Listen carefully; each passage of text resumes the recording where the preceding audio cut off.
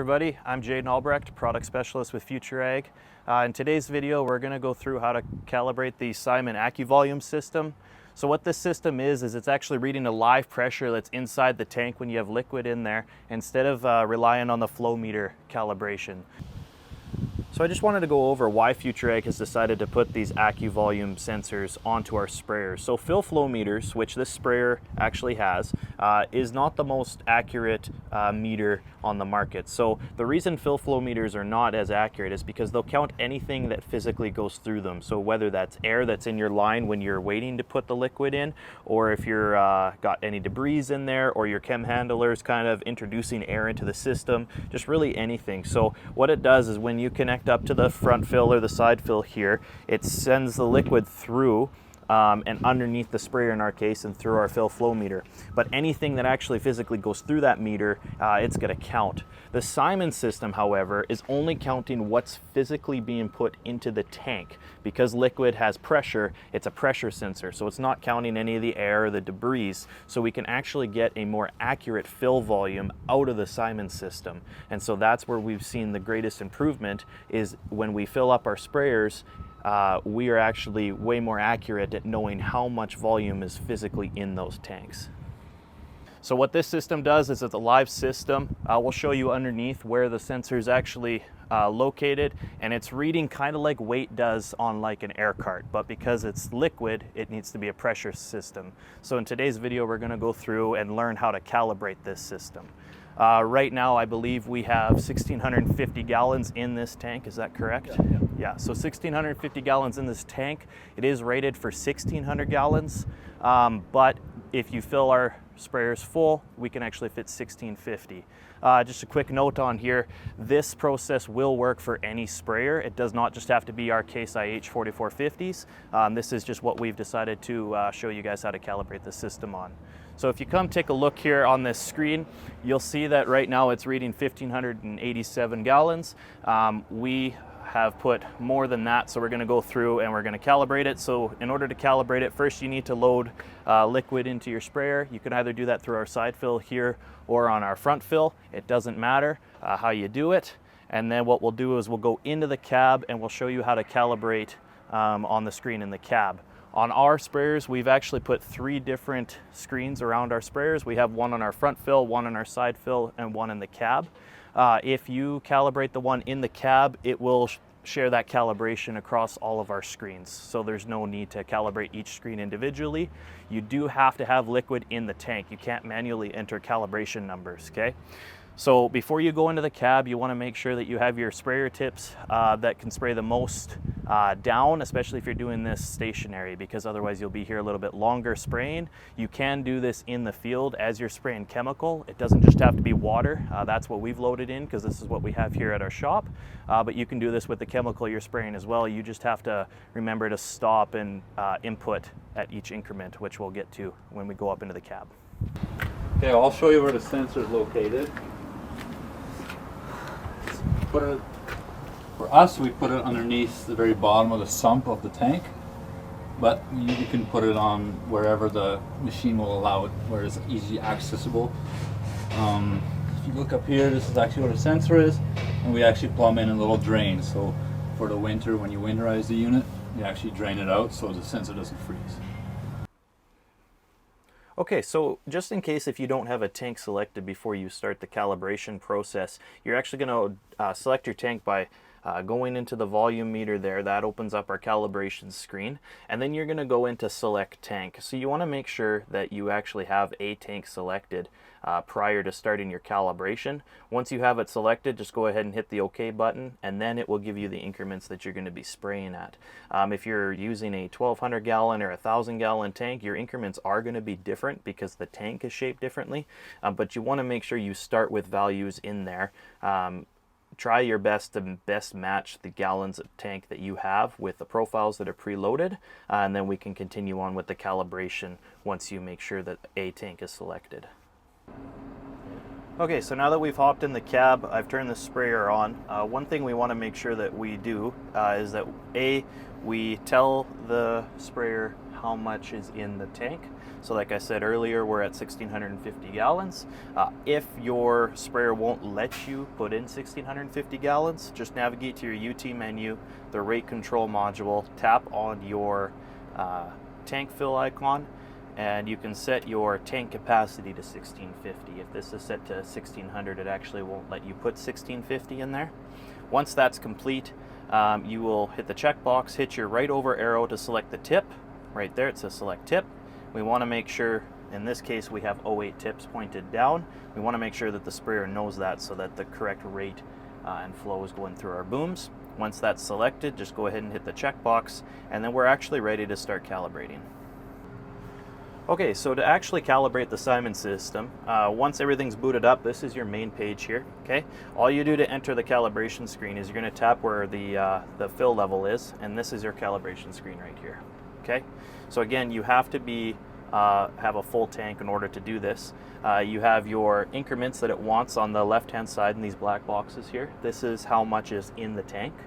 And to the right of it in these orange boxes is the sensor reading. One thing that I do, because we've started at 1650 and not 1625, is you can actually manually change the increments. Okay, so to do that, you'll tap on the black box and we're going to enter 1650, just like that, and I'm going to hit the enter button. So now we're going to start at 1650. We're going to work our way down from there. Okay. If you're doing this test stationary over on the 1200 screen, you're just going to want to make sure on our rate menu that you're going to put in a manual speed, just so the sprayer will spray stationary. I'm going to put a manual speed in starting at 12 miles per hour. If you feel like you can get more rate by putting a higher manual speed in, then you can do that as you see fit.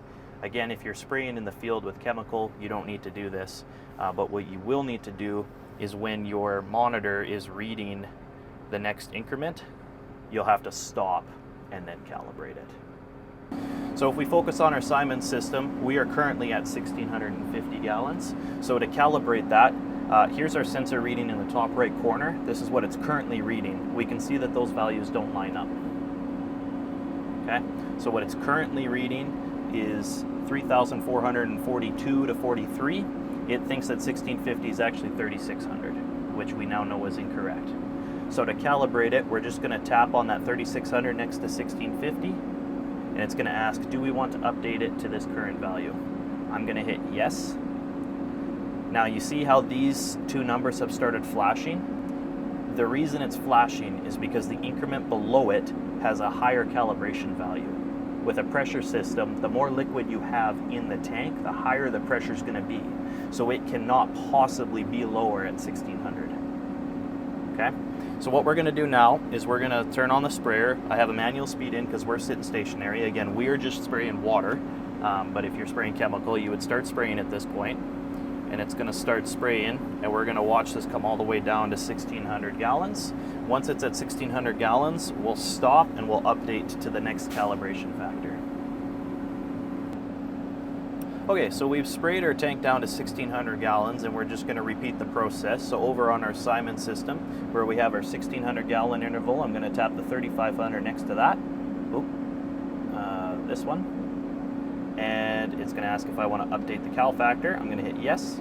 So now we notice that none of them are currently flashing. That's just because the next increment, the pressure reading is below it, but that doesn't mean it's actually correct.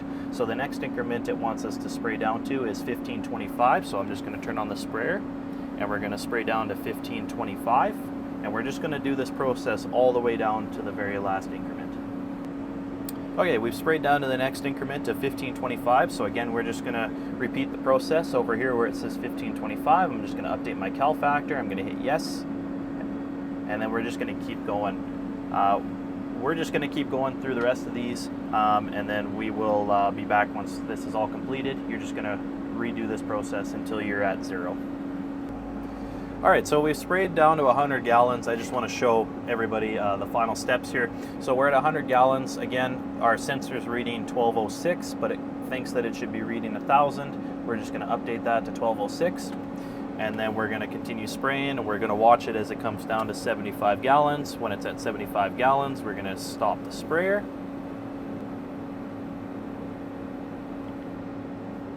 Okay, we're going to update it to the cal factor. And we're going to go do the same thing down to 50. Okay, now that we're at 50, we're going to update that cal factor. And we're just going to go down to 25.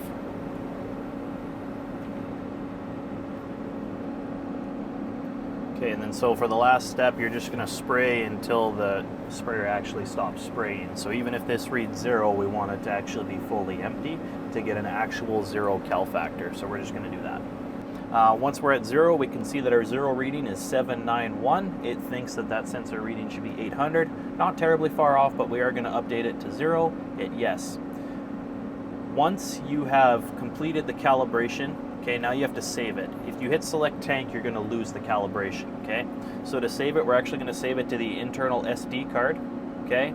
We can name it. So we're going to go ahead and name it 1600. And then for us here at Future Ag, we usually label our stuff as FA. Okay, so 1600 FA. Then we're going to hit enter.